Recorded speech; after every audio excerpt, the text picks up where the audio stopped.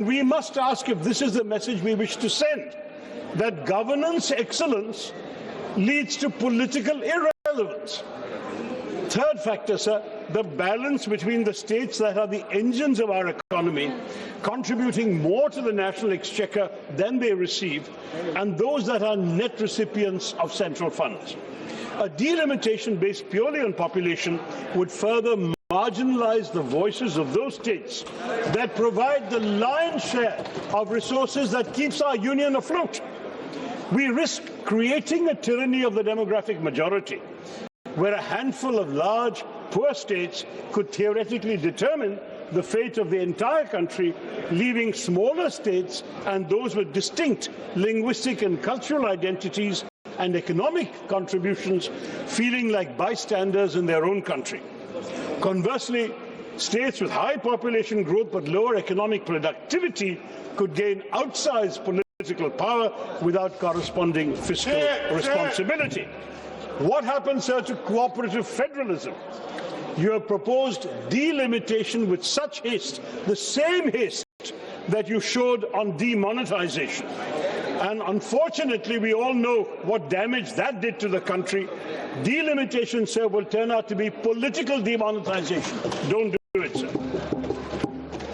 Now, I want to say the 50% formula that suddenly the Home Minister came and presented to us yesterday regarding the delimitation exercise, promising that no state will lose its current number of seats, total House strength will increase by 50%. This remains a precarious political assurance and not a legislative certainty, because the pledge is fundamentally contradicted by the existing text of the legislation itself, which gives total freedom to the Delimitation Commission appointed by the government, whose decisions cannot be challenged in a court of law. Since this formula, what Shri Amit Shah said, is not codified as an immutable constitutional or legislative safeguard, it could be easily discarded or altered by a simple parliamentary majority, offering no guarantee that it will survive beyond the very short term.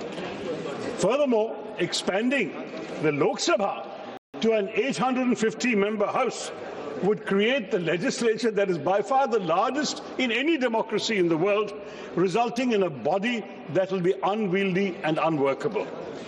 This is especially true, sir, in an era where the government has been systematically reducing the duration of parliament sittings.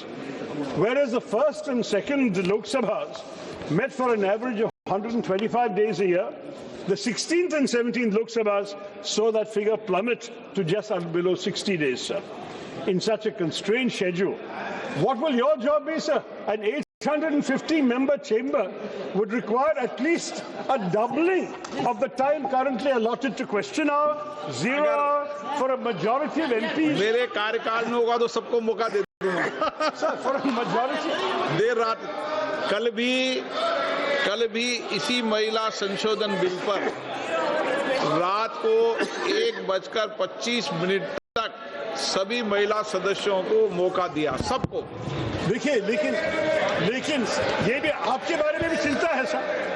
और for a majority of MPs to have any chance of meaningful participation, you'll have to double the time allotted to question hour and 0 hour, failing which a majority of representatives would be effectively silenced, sir. How will you manage to give 850 MPs a chance to speak?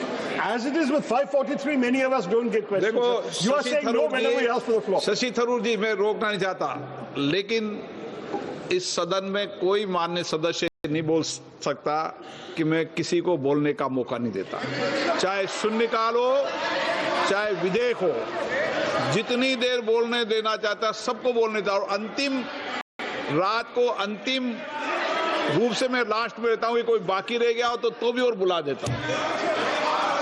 850 होते हैं, 850 होते हैं, आपका हाल क्या होगा मुझे पता नहीं। Anyway, another concern, sir. नहीं, राजा जी फर्स्ट टाइमर को विशेष रूप से बोलने का मौका देता हूँ, कोई फर्स्ट टाइमर ऐसा नहीं बोल सकता कि मुझे बोलने का मौका नहीं। So let me continue, sir. Another concern is while the size of the Lok Sabha is being expanded in the government's proposal, Prakash ji देते हैं ना मौका। there is no corresponding proposal to increase the strength of the Rajya Sabha raises a serious structural concern, sir. This alters the relative balance between the two houses. In the event of a joint sitting, the significantly larger Lok Sabha would dominate the voting process, and the imbalance would also extend to the elections of President and Vice President, where each MP casts an equal vote. So we are amplifying our own House and our own weight without, unfortunately, giving any heed to our colleagues in the upper house.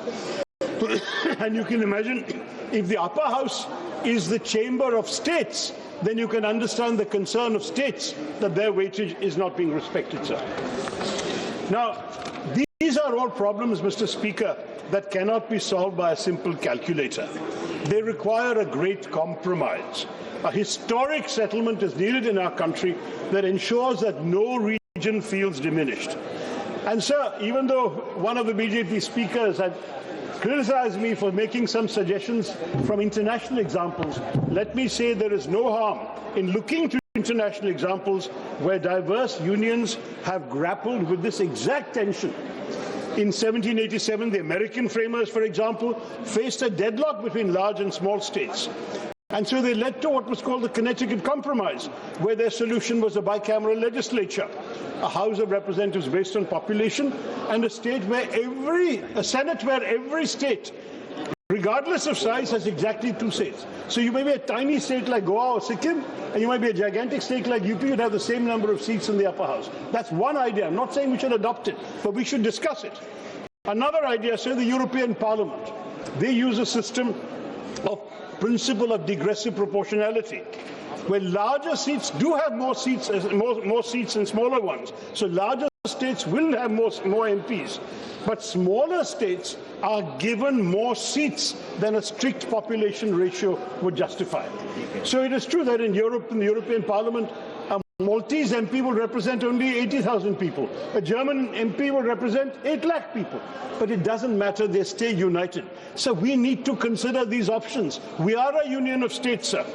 And the whole idea is we want to create a formula in a serious delimitation discussion where the smallest members of our country and our polity still have a voice loud enough to be heard. These models teach us that in a complex union, the principle of one person, one vote, one value, which has been cited by the ruling party, must be balanced with the principle of one state, one equal partner, one value in a country like ours. As India approaches a new delimitation exercise, sir, the constitutional question is whether the spirit of cooperative federalism can be preserved through a model that respects demographic reality while preventing structural domination by a few large Hindi-speaking states. Digressive proportionality would not violate constitutional democracy if it would operationalize the Constitution's deeper commitment to the Indian principle of balancing unity with diversity.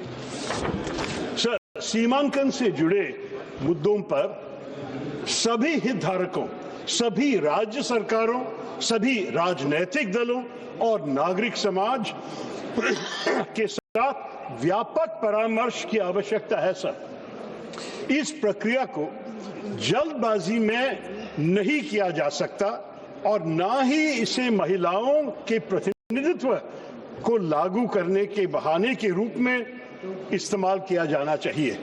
सरकार देश के निर्वाचन मानचित्र को पर्याप्त विचार विमर्श और व्यापक परामर्श के बिना क्यों पुनर्निर्धारित करना चाहेगी, ये मुझे समझ में नहीं आ रहा sir. I urge the government, therefore, to decouple these issues.